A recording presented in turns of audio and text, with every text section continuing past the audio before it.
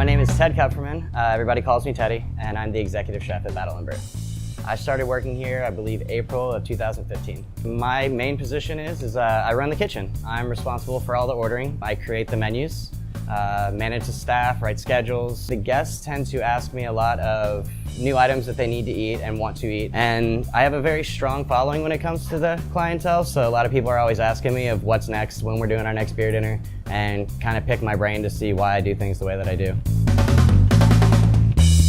I would tell anybody that hasn't been here that they should definitely check it out. I mean, no matter what, the one thing that I learned about this place is it's a nerd bar, it's a nerd haven.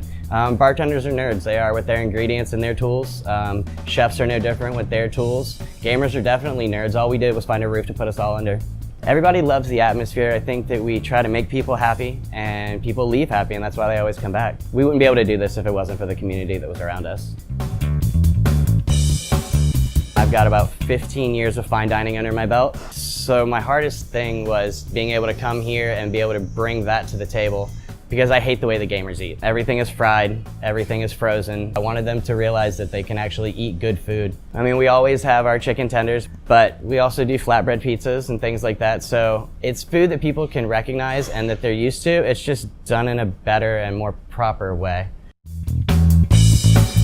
My favorite event that Battle Brew puts on is our beer dinners. I think one of my biggest successes as of now would be the Star Wars dinner that we did. When we looked at it, there's not a whole lot of food in Star Wars, so it was really hard to figure out what we wanted to do, so we wanted to make it more spacey and alien and scientific. So I did a lot of molecular gastronomy and things that I haven't done in the past. Being able to do those things and see something that I wanted to recreate and figure out the science behind it and make it work was the most fun I think I've ever had.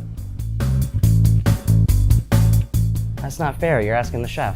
I think right now one of my favorite items on the menu would probably be the rice bowl, the Gundam style. I have a lot of Asian influence in my cooking, so being able to put something that's true to form and actually do like a real Korean bulgogi is something I've always wanted to do, and now I have the opportunity to do it, and it's awesome.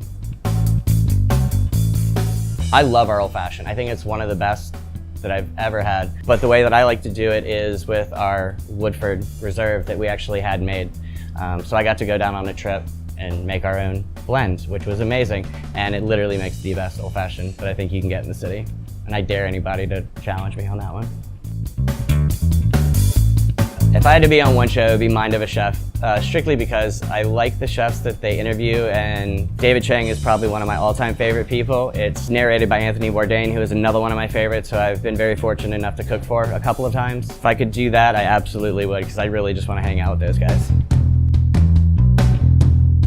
The easiest way for people to get in touch with me is probably going to be through my email, and that's ted@battleandbrew.com. If people have questions and they want something different, again, I'm pretty accommodating. I'll do anything I can. No is not in my vocabulary. If there's a possible way that I can do something, I absolutely will. So for any of you that have not come, please come to Battle Brew and check it out. I promise you will have a good time. There's really no way that you can't. Give it a shot and I guarantee you'll be back.